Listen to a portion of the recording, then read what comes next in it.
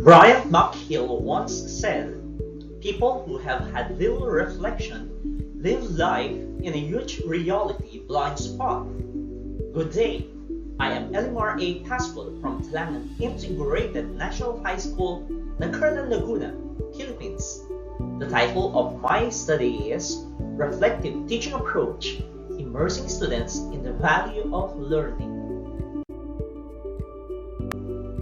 As reflective teaching approach is one of the 5 approaches being promoted to be used for 21st century learners alongside collaborative, constructivism, integrative, and inquiry-based, it turns out that this approach is the least used, explored, and studied.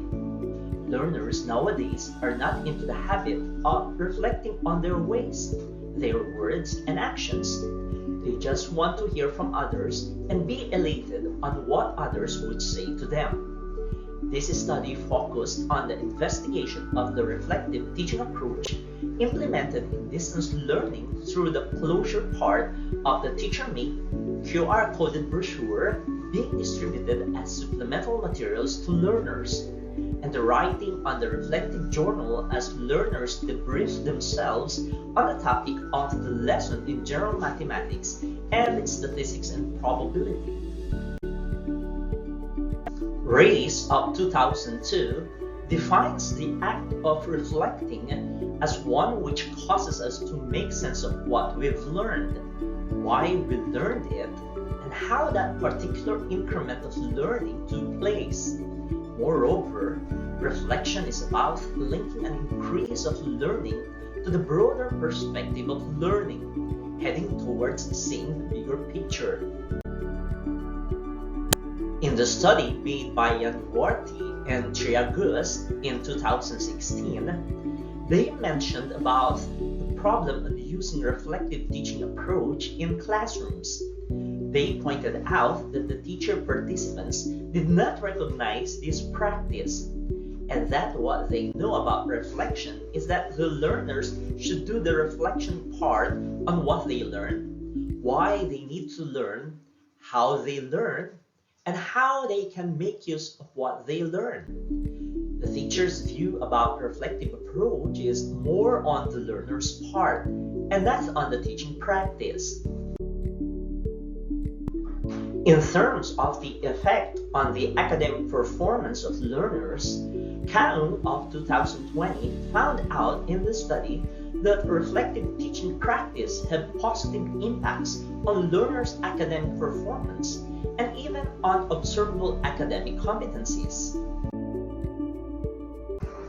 These are the questions that this study sought to answer. What is the mean level of academic performance of learners in general mathematics and statistics and probability subjects during the school year 2020-2021 when the reflective teaching approach was not yet maximized?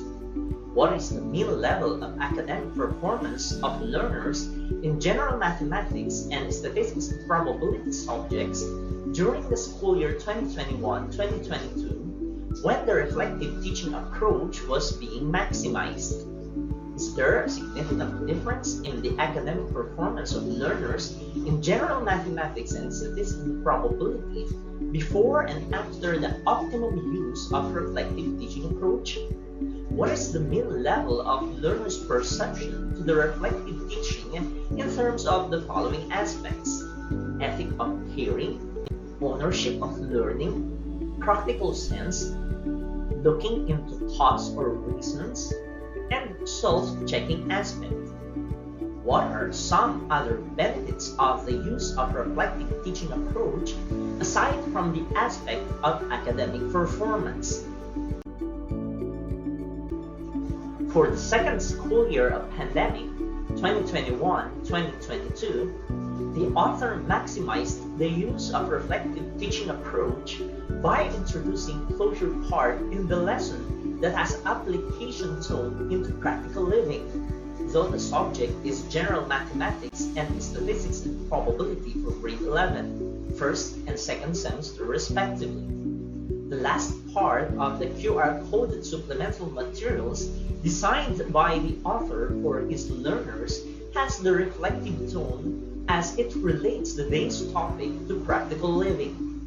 The learners are then asked to share their insights in a journal or through social media so as to unload their thoughts about the subject and have a debriefing of the math lesson that they have learned. The sample of the brochures shown on the screen showcases the closure part which serve as reflective notes for learners. The chosen participants are the advisory class of the researcher for 2 school years, 2020, 2021, and 2021-2022. They are the ADM 11 Vibrant of Talaman Integrated National High School. The general semester average of learners in general mathematics and statistics and probability, which are 2 of the 4 subjects for senior high school grade 11 learners, were gathered for 2 consecutive school years, school year 2020-2021 and 2021-2022. It was during the school year 2020-2021 when the reflective teaching approach through the QR-coded brochures were not yet implemented, while on the next school year 2021-2022, it was the time when the reflective teaching approach was implemented through the use of the closure reflection and journal writing. An online survey on the 5 aspects of reflective teaching approach was done through Google Form, and it was the 34 ABM students of school year 2021-2022 who were enjoined to fill out the said form. This suffices research question numbers 4 and 5. Finally, a focus group discussion with selected 15 ABM learners was done to clarify their responses in the online survey. This aided in the formulation of themes with regards to the benefits of using a reflective teaching approach. The table shown on the screen highlights the difference of academic performance of learners for senior high school core math subjects without and with the use of reflective teaching approach. The values appearing leads to the decision that there is a significant difference between the academic performance of learners for senior high school core math subjects without and with the use of reflective teaching approach. With 95% level of confidence, it can be said that there is enough evidence to claim that there is a significant difference in the academic performance of learners for senior high school core math subjects without and with the use of reflective teaching approach.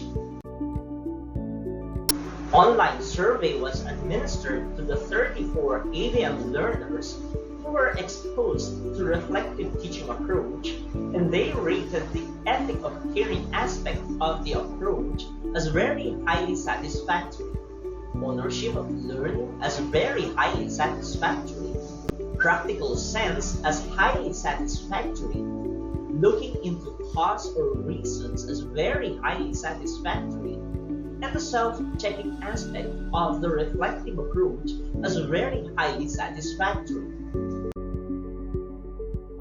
The table shows the top 10 frequently appearing words in the qualitative response of 34 learners on the question, what are some other benefits of the use of reflective teaching approach aside from the aspect of academic performance? The pattern thus developed from the frequently appearing words with the light of the participants' qualitative responses in online survey and focus group discussion is this. Reflective teaching helps students understand better as it fosters view of real life, seeking reasons for learning, and gaining knowledge that leads to professional growth in the future. Reflective teaching approach helps to improve choosing goals and overcoming real-life problems. It aligns one's fundamental assumptions about learning and instructional strategies. Teaching that is reflective fosters professional growth in the near future too. The value that learners obtain when seeking knowledge and wisdom with the right attitude is being brought even out of the four corners of the classroom and is being applied when learners are already in the world of work. This is for the simple reason that reflective teaching supports student-centered learning in which the learner becomes independent and responsible for his own action. Math teachers should maximize the use of reflective teaching approach, not just in closure or the briefing part of the lesson, but in the briefing stage and abstraction part of the lesson as well. How students learn, why do they seek for knowledge, what strengths and weaknesses do they see in themselves while learning are just some important aspects that teachers need to deal with the learners. Department of Education officials should initiate programs, seminars, and conferences that would promote the use of reflective teaching approach, so much so that the 21st century learners are getting hooked into social media activities and are already forgetting the value of self-introspection. Launching seminars and workshops on effective delivery of competency using reflective teaching will provide skills for teachers in maximizing the use of this approach. Curriculum developers and instructional material writers should provide guide for teachers or end users, the learners, on the implementation or use of the materials in such a way that learners will have ample time for reflection before the introduction of new topic, while the lesson is being discussed, and after the delivery of the competency. Future researchers can explore on the effectiveness of reflective teaching approach in other disciplines or subject area, and investigate on other ways of having reflection aside from self-checking and journal writing. Both learners and teachers need this attitude of self-checking. Balthazar Gracian, a Spanish Jesuit and Baroque prose writer and philosopher, once said, "Self-reflection is the school of wisdom." There is a high call today to bring about and promote the use of reflective teaching approach in classrooms, whether physical or virtual. If teachers and learners will not have the attitude of reflecting, then they are losing a big part of what should have been learned and treasured. Brian McHale, a human potential thought leader, reiterated, "People who have had little self-reflection live life in a huge reality blind spot."